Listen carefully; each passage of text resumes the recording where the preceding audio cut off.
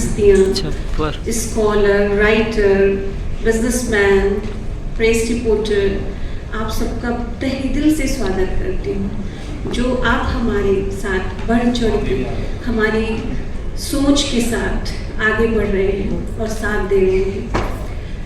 नालंदा ये पूरे भारत की शान है, पूरे भारत की पहचान है।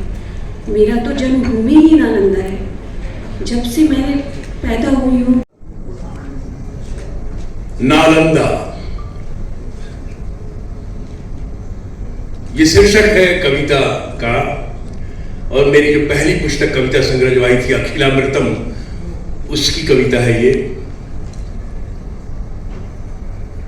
इसमें मैंने एक कविता के माध्यम से नालंदा के पूरे इतिहास को समाहित किया है।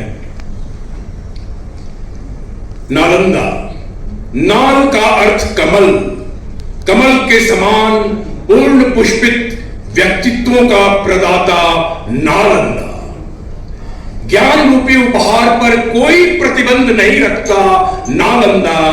बिना भेदभाव के किसी भी देश, धर्म, पंथ, जाति, वर्ण को ज्ञान देता नालंदा नाम के अनुरूप है नालंदा। 5वीं सदी में गुप्त वंश के नालंदा लिटरेचर फेस्टिवल होने जा रहा है, तो मुझे बहुत खुशी हुई। और ये एक जो परंपरा अभी पिछले कुछ दिनों हिंदुस्तान में शुरू हुई है अपने साहित्य को आगे बढ़ाने की, सब जगह लिटरेचर फेस्टिवल हो रहा है। और इससे हमारे जो बच्चे हैं, हमारे जो आजकल की जनरेशन है, उनको हमारे ही साहित्य से मिलने का, उसको समझने का, पढ़ने का मौका मिलता है। तो ये बहुत अच्छा है और मैं इसके लिए बहुत बहुत शुभकामनाएं देता हूँ। धन्यवाद। मेरे सारे मित्र, हम सबको नमस्कार। लिटरेचर से तो सब जुड़े हुए हैं और जुड़े रहना भी चाहिए, और ख़ास करके रील्स के ज़माने में लिटरेचर से जुड़े रहना बहुत ज़्यादा ज़रूरी है। इससे कुछ वक्त पहले एक सेंटेंस कहा गया, राइटर साहब ने कहा कि, मराठी राइटर थे, कि ऊंची जात के लोग जो हैं वो खंडित नहीं होते हैं और हिस्सा से नहीं होते हैं। तो मैं उनसे ये कहना चाहता हूँ कि मैं ब्राह्मण हूँ और अपने ही देश में रिफ्यूजी हूँ, और जेनोसाइड जो हुआ है कश्मीरी पंडितों का कश्मीर में हुआ है, और उससे ज़्यादा नारा किसी के साथ नहीं हो सकता। तो ये बेटर होगा कि हमारे नालंदा के शुभ फेस्टिवल में अगर हम रियल लिटरेचर जो हमारे देश का है उस पर ज़्यादा केंद्रित करें, जो धरोहर है हमारी उस पर ज़्यादा केंद्रित करें। बनस्पत की इस फेस्टिवल में हम लोगों को और जात पात को आपस में बांटें। ये मेरी सोच है।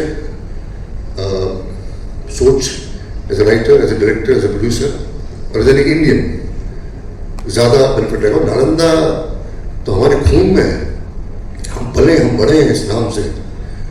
और गंगा कुमार जी की मैं इतनी तारीफ करना चाहूँगा कि वो इतनी मेहनत करके ब्यूरोक्रेट होने के नाते, वो उनके वाइफ जो है, उन्होंने ये सोचा कि इस पूरे और पंकज जी मेरे मित्र तो हैं, बहुत ही नज़दीकी मित्र हैं, और उसके साथ ही साथ मेरे पड़ोसी भी हैं। तो हम लोग एक दूसरे से बहुत सारी लिबर्टीज़ ले लेते हैं जो हम लोग यहाँ पे नहीं बता सकते हैं। जिसमें ये था कि आज मैं थोड़ा सा लेट हो गया हूँ क्योंकि थोड़ा सा निमंत्रण भी लेट मिला था मुझे। और पंकज भाई बहुत ही अच्छे राइटर हैं, बड़ी अच्छी विचारधारा के वाले लेखक हैं। 10 बेस्ट सेलर हैं इनके नाम पे, और मैं अपने आप को बहुत भाग्यशाली समझता हूँ कि मेरे मित्र हैं। मेरे अनुज भी हैं, मेरे छोटे भाई हैं, ऐसा लगता नहीं है लेकिन छोटे भाई हैं मेरे। तो रूबी भाई, मैं बहुत ज़्यादा तो नहीं बोलूँगा। मैं आप सबको जो भी यहाँ पे उपस्थित हैं, और सर आप सभी को बहुत सारी शुभकामनाएं। और ये एक लिटरेचर फेस्टिवल से जुड़ा फंक्शन है। तो लिटरेचर एक ऐसी चीज़ है जिससे मुझे लगता है कि हम सबको जुड़ना, हमारी आने वाली जनरेशन को, हमारी जो नई पीढ़ी है उनको जुड़ना भी बहुत ज़रूरी है, क्योंकि लिटरेचर एक ऐसी चीज़ है जो एक माध्यम बनता है एक विचारधारा को बनाने का, उसको आगे बढ़ाने का। और मुझे लगता है कि इस नालंदा से बड़ी क्या बेहतर और क्या जगह हो सकती है जहाँ से ज्ञान स्वयं आता है और कभी ख़त्म नहीं होता। तो ऐसी जगह से पे जाके आप एक लिटरेचर फेस्टिवल करने वाले हैं और उसके लिए आप सबको बहुत सारी शुभकामनाएं। बहुत बहुत धन्यवाद मुझे यहाँ बुलाने के लिए। सही से संपन्न हो, हम ऐसी कामना करते हैं। धन्यवाद। शत्रुघ्न सिन्हा जी, अग्रज ने भाई कैलाश, पद्मश्री कैलाश खेर जी, मतलब मैं आज से करीब मैं सॉरी इनफॉर्मली बात करना है, तो सरकारी फंक्शन है, नहीं तो थोड़ा इनफॉर्मली बात करना पसंद करूँगा। फिल्म जगत में या मुंबई के लोगों में आप यकीन करें, कैलाश जी के साथ मेरा 14-15 सालों का रिश्ता है।